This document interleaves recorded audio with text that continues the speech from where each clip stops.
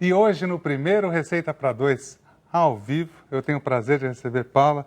Paula, você é uma pessoa incrível. Obrigada pelo que assim, convite. obrigado por estar aqui. E é legal começar o ano com uma pessoa tão positiva que fez tanto bem para o Brasil e faz também Obrigada. nos dias de hoje. Tava louca para vir no seu programa. Obrigado. Fique à vontade, a cozinha é sua. Quando a gente Obrigada. começou esse programa, a ideia era fazer o seguinte. É uma cozinha, que hoje a cozinha está na sala das pessoas, para que a gente entrasse na casa de todo mundo e como se eu estivesse recebendo um convidado, uma amiga, um amigo, e que pudesse contar a história da vida, contar coisas do futuro também, mas como se fosse na minha casa. A comida sempre une as pessoas, né? É. Em casa a gente sempre tá batendo papo na cozinha, né? Depende do tamanho, a gente está sempre na cozinha. E você gosta de cozinhar? Olha, da minha família eu sou a pior, eu acho. Minhas Mas irmãs você gosta todas... de comer? Adoro. Bastante. Falo que um dos meus hobbies aqui em São Paulo, principalmente, é conhecer lugares novos, restaurantes novos, eu curto muito. Você tem um sotaquezinho do interior. Onde você nasceu? Nasci em Oswaldo Cruz. Fica quanto tempo? Fica a 550 quilômetros de São Paulo, é ali perto de Tupã, Marília, na Alta Paulista. E você cresceu lá? Cresceu, modo de dizer, até... Eu fiquei lá até os 12 anos. Aos 12 anos eu fui morar fora para jogar basquete. Saiu de lá, foi a primeira saída de casa? Foi, com 12 anos de idade. E com quantos anos você começou a jogar assim na escola? Com 10. 10 anos. E quem com 10 anos falou, Paula, vai lá jogar? Qual professor que foi? Então, minha irmã que começou primeiro, minha irmã mais velha, montaram um time feminino na cidade, e tinha um masculino, que todo mundo ia ver jogo e tal. E aí minha irmã começou a treinar, um professor de desenho, o professor Rui, que resolveu montar um time feminino. E as meninas todas tinham 16, 15 anos. Naquela época o pessoal achava que você tinha que começar um pouco mais velha, né? E eu, todo dia que tinha treino, eu estava lá pedindo para minha irmã deixar eu treinar também, para ela pedir para o técnico e tal. Eles falavam, não, você é muito novinha, eu tinha 10 anos. E eu venci pelo cansaço, mas eles não sabiam que eu... Porque assim, eu ia para a escola e o outro período eu estava no clube. Então eu já jogava 21 com os meninos. Então eu sabia fazer bandeja, eu já tinha um pouco de fundamentos, né? E aí eu venci pelo cansaço. Todo dia eu lá pedindo para treinar, e um dia o professor deixou, eu fui... Primeiro jogo que o time fez, eu já fui titular. E foi o professor de desenho. De desenho, quer dizer, muitas vezes não precisa nem ser uma pessoa especializada no esporte. Ele gostava muito de basquete e acompanhava basquete. E, assim, o ideal, né, hoje que você tem ali um profissional da área, mas naquele tempo a gente não tinha muita gente assim que sabia dar treinamento de basquete e tal, e o professor Rui começou a dar treino. A importância que tem um professor na nossa vida, né? É igual o professor meu, o Manuel, que foi meu professor quando eu era menino, hoje ele está nos Emirados Árabes, recebi um e-mail por conta desse programa que eles assistem lá, e técnico de seleção, tudo, e era técnico de futebol, e eu jogava futebol no time e tal, ele falou, Edu, você tem que jogar mais vôlei, não futebol. Me indicou para outro esporte. Ah, legal. Eu acho que a gente tem que ser direcionado também, chega um momento, né? E às vezes a gente quer praticar um esporte, mas o seu perfil, o seu biotipo, às vezes está para outra modalidade, você pode se destacar melhor em outra modalidade, né? E você seguiu os passos da sua irmã, então? Como chama a sua irmã? A Cássia, mais velha. Foi jogadora de basquete também? Foi. Nós somos em 4 mulheres, todas jogaram. Só que eu e a Branca só é que tivemos assim o perfil de pegar firme mesmo, né? De dormir cedo, quando tinha jogo no outro dia. Porque o esporte exige muita disciplina. Se você não tem essa disciplina de que, você não pode sair e ficar até de noite na rua, você tem que descansar, você tem que treinar. Então, minhas outras 2 irmãs não tinham muito o perfil, a Cássia e a Dudé. Mas aí eu e a Branca é que seguimos, né? A Branca acho que foi nos meus passos, eu comecei primeiro, ela é a mais nova. E as duas jogaram na seleção, então minha família, né, na verdade, acompanhava 2 filhas, porque a gente jogou... Tinha uma época que vocês jogaram no mesmo time também. Jogamos no mesmo time. Só que ela era armadora e você como ala, né? Eu jogava como ala normalmente no clube, e na seleção eu sempre fui armadora. Então, a Branca jogou como armadora de um clube que eu joguei, eu já estava parando de jogar. E a gente jogou juntas na seleção também, em algumas competições, fomos para a Olimpíada juntas. Então, em casa era todo mundo basqueteiro, mas só Seus pais apoiavam? Muito. Desde demais. cedo? Se você ter uma ideia, meus pais me mandaram para outra cidade com 12 anos para jogar basquete, quer dizer... Agora, eu estava vendo na sua história, com 12 anos você saiu E foi para uma outra cidade, você foi morar sozinha? Eu fui morar na casa do técnico e a esposa dele, eles eram professores de educação física, eles tinham 2 filhas que jogavam basquete. Então eu fui para morar na casa deles. Eu fiquei lá em Assis 1 ano e meio, na casa do Mirinho. Aí o time acabou e aí nesse momento eu já comecei a aparecer pro mundo do basquete, né? Aí os clubes atrás querendo me levar. Super cedo, com 13, Super 14 cedo. anos. 14 anos eu já estava aqui em Jundiaí. Eu vim jogar no colégio e jogava pelo colégio e estudava no Colégio Divino. E você conseguiu continuar conciliando as duas coisas? Sim, era os uma estudos? exigência dos meus pais, assim, de, ó, você vai treinar, você vai Mas jogar, você tem que mas estudar. tem que estudar. Então, eu consegui fazer a faculdade, né, não da forma como eu queria, foi um pouco mais longo, mas eu consegui terminar minha faculdade. E quando eu cheguei em Jundiaí, com 14 anos, eu fui convocada a primeira vez para a seleção. Com 14 anos? Porque eles fizeram uma renovação total, a geração anterior à minha e da Hortência, eles resolveram encerrar esse ciclo, né?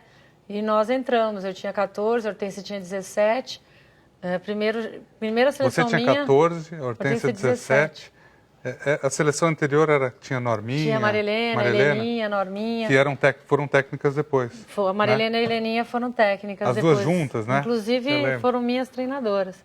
E aí eu, com 14 anos, eu já estava na seleção adulta. E foi algo assim que foi muito difícil para a gente, porque não houve essa mescla da experiência com as mais jovens.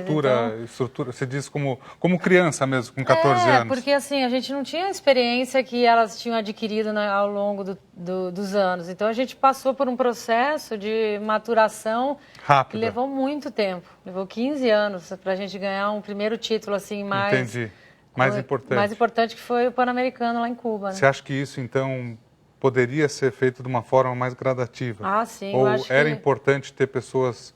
Eu acho que não só no esporte, eu acho que nas empresas também, né? Como você pegar uma empresa, mandar todo mundo embora e trazer todo mundo novo e todo mundo jovem que nunca tinha tido experiência, né? A gente sofreu muito, porque talvez a gente pudesse ter percorrido um caminho mais curto, né? Se Ou a gente tivesse ouvir pessoas mais experientes. A gente sente não isso. Vamos por aí, que aqui a gente já foi, não deu certo, né? Então a gente vai quebrando a cabeça. Eu não sei se você concorda comigo, mas a gente sente que no vôlei, eu conversei com o Oscar aqui, ele falou a mesma coisa que você, e no vôlei tem esse trabalho.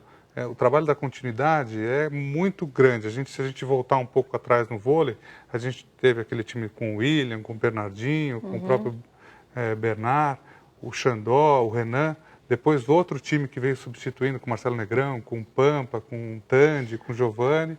É que a gente não sente falta, né? Porque eles fazem uma renovação... Contínua. Contínua. Vem cá que eu vou te mostrar essa receita. Vem cá, vai continua falando.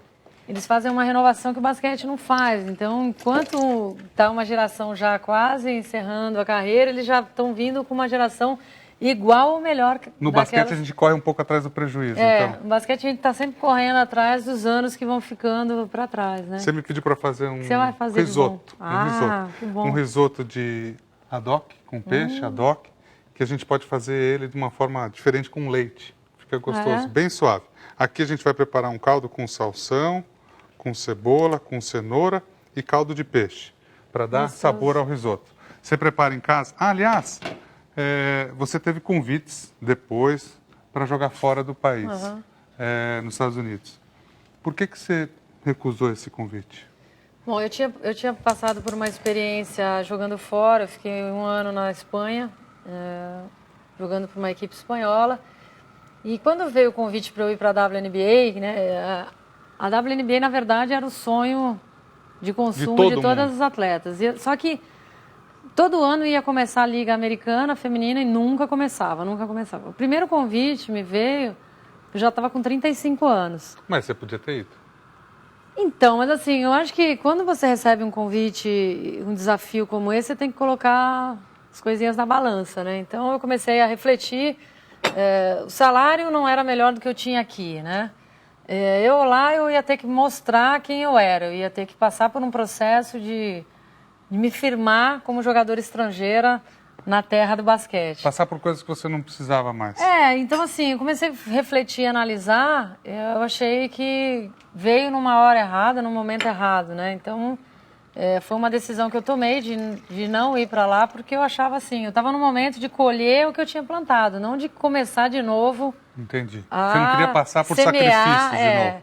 A semear, sei lá, eu acho que eu ia lá ter que começar. Um salário muito menor do que eu tinha aqui, né? Financeiramente não era muito legal. Então você não pode dizer assim que você talvez não se importou tanto com o título de estar jogando fora, não era isso a tua prioridade? Eu já... Saúde. Saúde. Bom ano pra gente.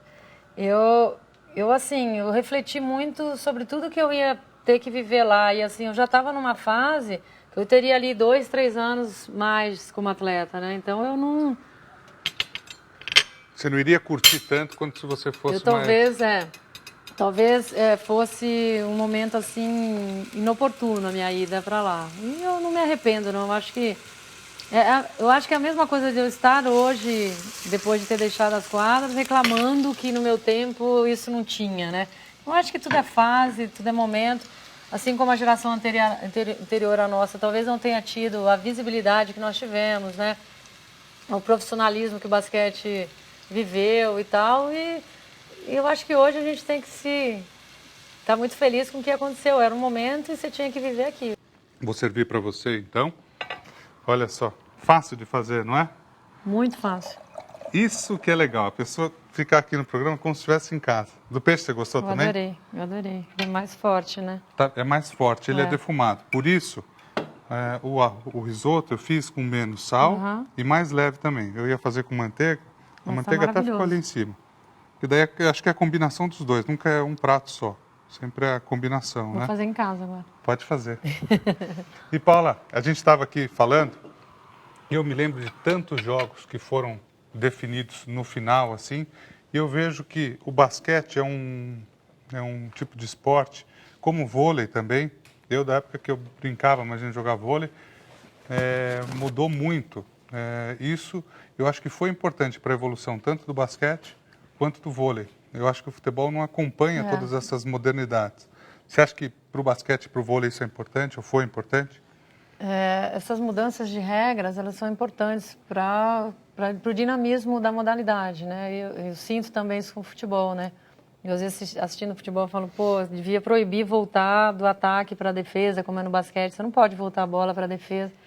Faz com que o time fique mais agressivo, né? A bola, por exemplo, no basquete não pode voltar depois que ela passou para o ataque, não pode volta voltar. O meio de campo, não pode voltar, meio de quadra. E o futebol Essa era uma medida boa também. Eu acho que você tá ali depois no ataque, você não pode mais voltar a bola. Ia ter mais gols, provavelmente, né? Eu acho que o que todo mundo gosta no futebol, de ver gols, né? Eu acho que a modalidade poderia ficar um pouco mais atrativa, né? Que outra regra, assim, que tem no basquete, você acha que se adaptaria bem ao futebol, por exemplo? Eu acho que acabar o impedimento.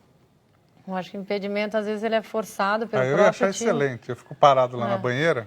E nunca ninguém entende, né, quando é impedimento. E a confusão, né? Teria mais gols também sem impedimento. Acho, porque você não... A defesa não ficaria tão adiantada, né? E eu acho que aí é a habilidade do atacante de poder ter ali a sua oportunidade de passar a defesa. E uma outra regra que eu acho que é bacana também é o negócio das faltas, porque no basquete, depois de 5 faltas, você está banido, não pode continuar jogando. No futebol seria uma boa também, depois de 3 faltas, acabou. O futebol ainda tem o amarelo e o vermelho, né, que dá uma compensada, demora, mas às vezes o cara dá uma falta super agressiva que leva um amarelo, às vezes nem tanto, é um vermelho, né. Eu acho que talvez algo que poderia ser adaptado para o futebol também é a questão de faltas, mas não a falta do jogador, o time... Sei lá, cometeu X falta, vai pro pênalti. Falta de algum lugar. Vai bater pênalti. Ia diminuir, né? Eu acho que diminuiria e os jogos iam ser 4-3, 5-4, sei lá, acho que ficaria mais dinâmico. Paula, olha, fiquei muito feliz de começar o ano com você aqui. Eu adorei, viu?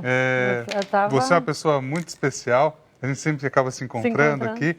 O que você precisar para colegas de trabalho, o que você precisar para divulgar esse teu novo projeto, pode contar comigo. Eu não sei, esses esportes que você falou... Eu sou da casa, eu não sei fazer então nada, mas pode me chamar, que eu vou também. Um dia eu quero fazer um pedido especial. Um dia eu quero ter uma aula de basquete com você. Bora, vamos marcar. Para a gente marcar para as Olimpíadas, para mostrar. Vamos? Vamos. Fechado. Fechado.